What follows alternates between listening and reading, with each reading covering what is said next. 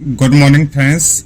जैसा कि आप सभी जानते हैं, ऑल इंडिया मेडिकल साइंस यानी एम्स दिल्ली द्वारा नॉरसेट 6 का नोटिफिकेशन आउट कर दिया गया है। और इस नोटिफिकेशन में क्या कुछ होने वाला है, क्या नए रूल आए हैं, उन सब के बारे में आज हम डिटेल में बात करेंगे।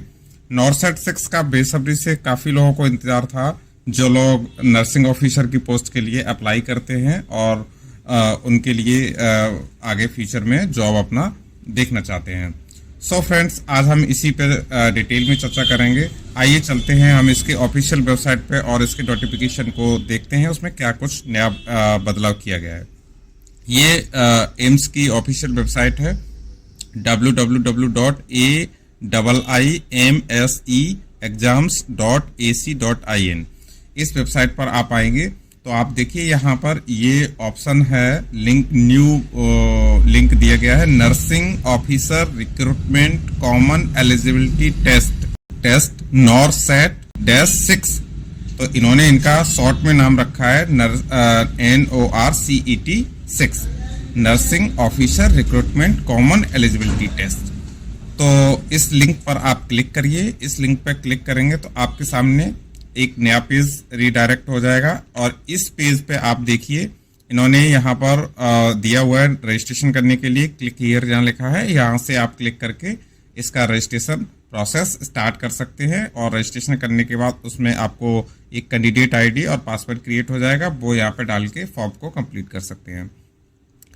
अगर आप कहेंगे फ्रेंड्स तो मैं आपके लिए कंप्लीट फॉर्म फिल करके भी दिखा दूंगा और उसके ऊपर भी एक वीडियो आपको बना दूंगा।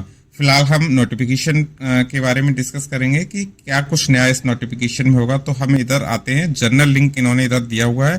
तो इधर जनरल लिंक के नीचे एक होम टैब है, उसके नीचे नोटिफिकेशन है।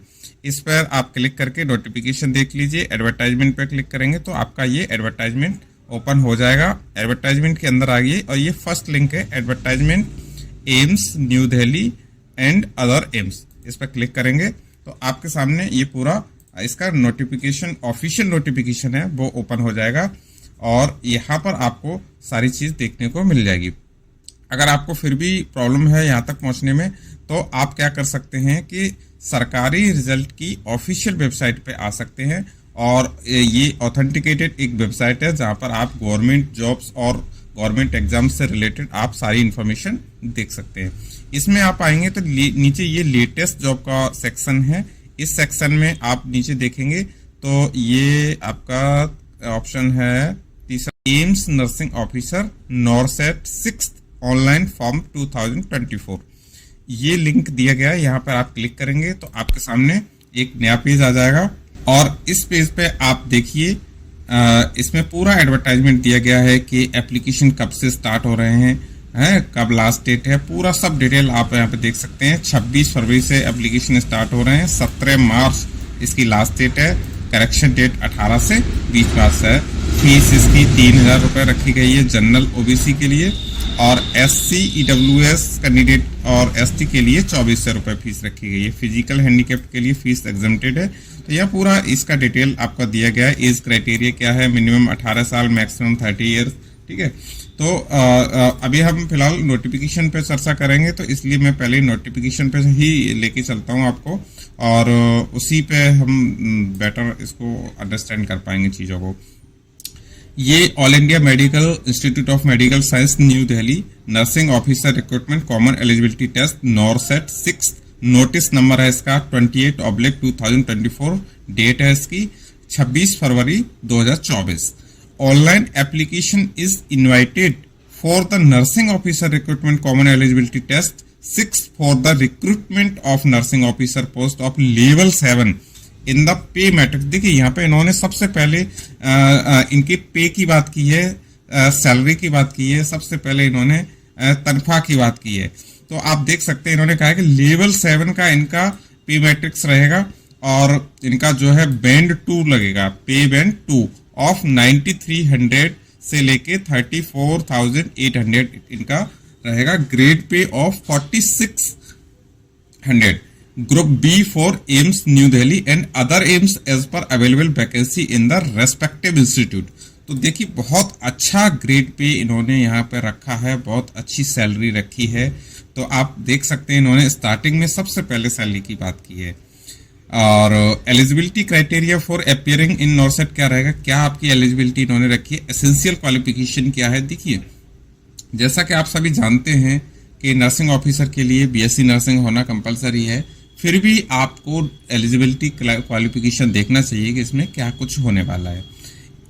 इसमें ए में इन्होंने बताया कि BSc honours nursing oblique BSc nursing, यानी कि बीएससी ऑनर्स नर्सिंग भी आप कर हो या बीएससी नर्सिंग हो from an Indian nursing council, state nursing council, recognised institute of university.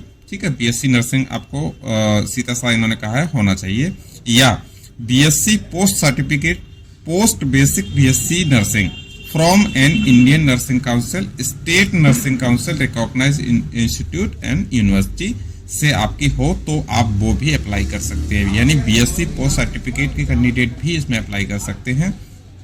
Registered as nurses and midwife with state council, यानी कि आप मिडवाइफ एंड नर्सेस के लिए रजिस्टर्ड हैं, जिसको आप हैं तो वो आप भी अप्लाई कर सकते हैं। और diploma in general nursing midwifery, यानी आपका जीएनएम है तो आप जीएनएम वाले भी इसमें अप्लाई कर सकते हैं।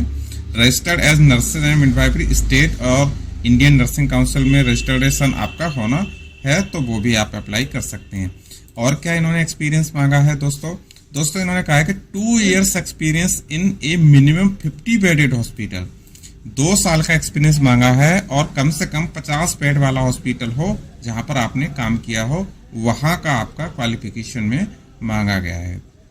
रिमार्क्स में क्या कह रहे हैं, the required 2 years of experience as in above is essential criteria and to be valid for experience shall be acquired after obtaining essential qualification which is as per the complete। ये कहने के जो ऊपर आपने क्वालिफिकेशन दी गई है उसके वो तो होनी ही चाहिए, तभी 2 साल का एक्सपीरियंस होना कंपलसरी है, अदरवाइज क्वालिफिकेशन नहीं है लेकिन एक्सपीरियंस है तो वो नहीं चलेगा। एज लिमिट क्या रखी है दोस्तों इन्होंने, age limit for all AIIMS between 18 to 30 years as per detail on age relaxation given in general condition subject to age relaxation as required for the respective institute hospital. Age shall be counted on the last date of closing for the application form। जो last date है application form की 17 मार्च 2024, वही date को last as count किया जाएगा। It means आखिरी form की date रहेगी तब तक आपकी एज है तो आप उसमें क्राइटेरिया में आ सकते हैं, और जो छूट रहेगी एज रिलैक्सेशन रहेगा वो एज पर रूल रहेगा, जो भी इसके रूल्स हैं। एप्लीकेशन फीस क्या रहेगी, एप्लीकेशन फीस रखी है इन्होंने जनरल ओबीसी कैंडिडेट्स के लिए 3000 रुपीज, ठीक है, SC ST and EWS candidate के लिए 2400 रुपीज की फीस रखी गई है।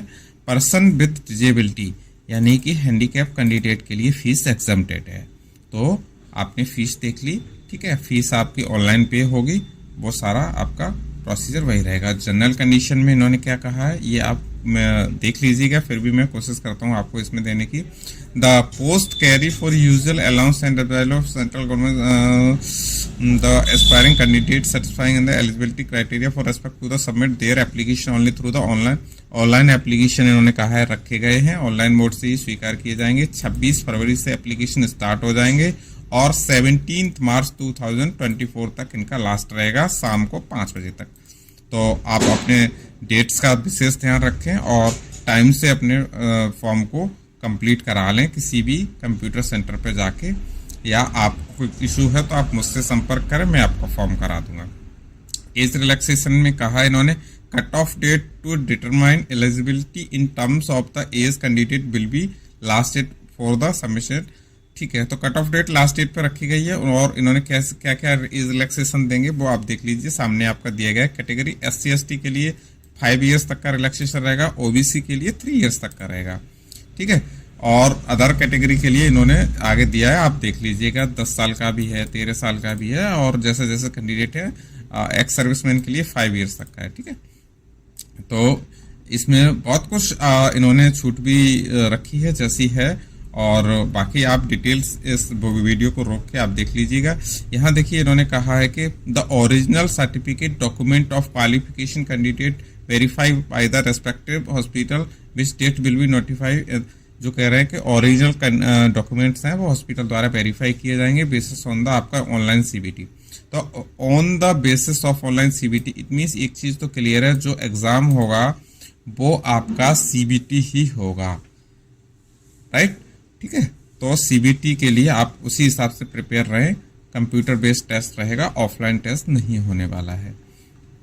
और इसमें क्या क्या रखा है इन्होंने दोस्तों, चलिए आगे चलते। देखिए यहाँ पे ये इन्होंने कहा है कि pattern and scheme of examination, pattern क्या रहेगा एग्जामिनेशन का वो देख लीजिए। ये बहुत मोस्ट इंपॉर्टेंट चीज है कि इनका पैटर्न इन्होंने क्या रखा है, नॉसेट का examination will be conducted in 2 successive stages as describe below.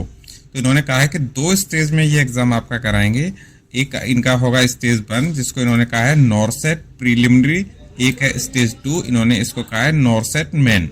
तो आपके 2 तरह के एग्जाम इन्होंने कराए हैं, प्री एंड मेन। प्री में देखिए क्या क्या रखा है, NORCET pre stage is a qualifying examination, ये क्वालिफाइंग एग्जामिनेशन रहेगा जिसमें आपको इसमें अपीयर करना होगा और फिर इसके बाद आप स्टेज 2 के लिए चले जाएंगे। और इसमें क्या क्या रखा है, इन्होंने कहा 100 MCQ क्वेश्चन रहेंगे और जो 100 मार्क्स के ही होंगे with 4 alternative of each question, 20 minutes का रहेगा। इन्होंने कहा है कि इनके जो है हर सेक्शन में 20 क्वेश्चन रहेंगे और 5 सेक्शन इन्होंने बना दिए हैं, ठीक है।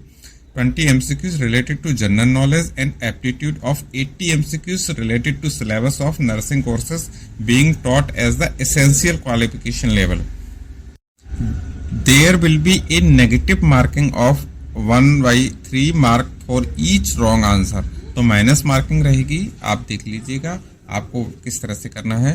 Question paper will be divided in 5 section each of 18 minute, ठीक है।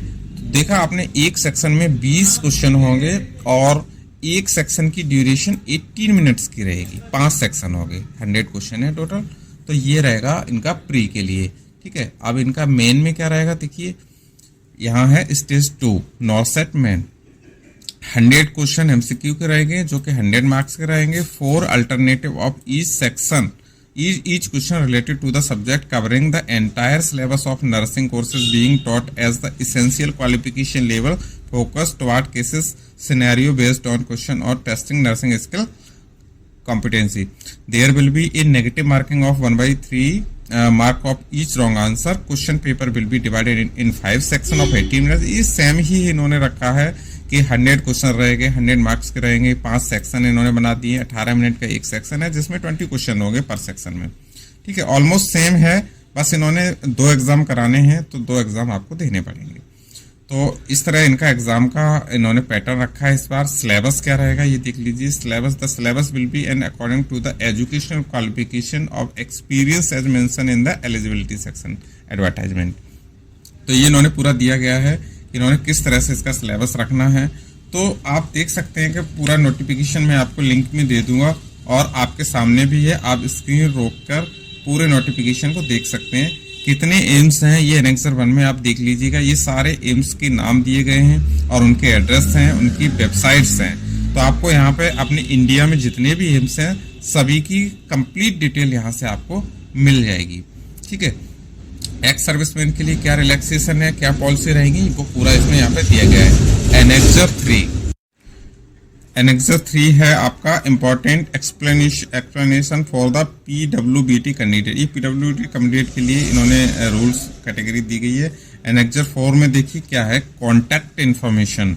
The information will appear in the website strictly as per time schedule let down in the information browser advertise. इन्होंने कहा है कि हमने जो आपको टाइम दिया है उसी टाइम में आपको कॉल करना है। अगर आपकी कोई क्वेरी है तो हमारे इन नंबर्स पर और इन टाइमिंग के अकॉर्डिंग आप इनसे कांटेक्ट कर सकते हैं, कोई भी आपको हेल्प अगर इनसे चाहिए हो तो ये असिस्टेंट काउंसलर एग्जाम का इनका कांटेक्ट डिटेल है, आप देख लीजिएगा, ये आपके काम की हो सकती है, ठीक है। ये नीचे कुछ सर्टिफिकेट के फॉर्मेट्स इन्होंने अटैच किए हुए हैं जो फॉर्म फिल करने के बाद आपको जरूरत पड़ेगी। तो आई होप दोस्तों सारी आपको चीज़ें क्लियर हो गई होगी। और आपको कोई भी आपको क्वेरी है, कोई भी डाउट है इससे रिलेटेड, तो आप मुझे कांटेक्ट कर सकते हैं, मुझे कमेंट करिएगा, मैं आपको आंसर देने की इसकी पूरी कोशिश करूंगा। फॉर्म कैसे फिल करना है इसका, वो आपके सामने ये लिंक है, यहाँ पे क्लिक करिएगा, न्यू रजिस्ट्रेशन पे यहाँ क्लिक करेंगे तो आपको ये नए पेज पे लेके जाएगा। और इस पेज पे आने के बाद सारी स्टेज इन्होंने दी है, रजिस्ट्रेशन कैसे है, फिर उसके बाद क्वालिफिकेशन भरनी है, फिर एक्सपीरियंस फिल करना है, पेमेंट करनी है, सेंटर चॉइस करना है, अपलोड करनी है इमेज, उसका प्रिंट लेना है। इसको प्रोसीड करेंगे और नीचे प्रोसीड का एक और ऑप्शन यहाँ पे क्लिक करेंगे तो आपके सामने फॉर्म आ जाएगा। अप्लाई फॉर, यहाँ से नर्सिंग ऑफिसर का ऑप्शन सेलेक्ट करना है और इसको, ये बेसिक डिटेल्स हैं सारी, इनको कंप्लीट करके फॉर्म को कंटिन्यू सेव करके और कंटिन्यू कर देना है। ठीक है, तो आई होप दोस्तों सारी चीजें क्लियर हो गई होगी। फिर भी अगर आपको कोई इशू है इससे रिलेटेड तो आप मेरे यूट्यूब चैनल TCE कंप्यूटर्स पर आप आएँ, आपको वहां पे इससे रिलेटेड और अन्य जॉब से रिलेटेड सारे नोटिफिकेशन आपको यहाँ पे मिल जाएंगे और सारी डिटेल्स पे मैंने वीडियो बनाई हुई है। आप मेरे चैनल पे आइए और आप मेरे चैनल को सब्सक्राइब कीजिए, वीडियो देखिए, उनको लाइक कीजिए और मेरे साथ जुड़े रहिए। तो चलते हैं दोस्तों, मिलते हैं किसी नई जॉब के साथ। Bye bye, take care.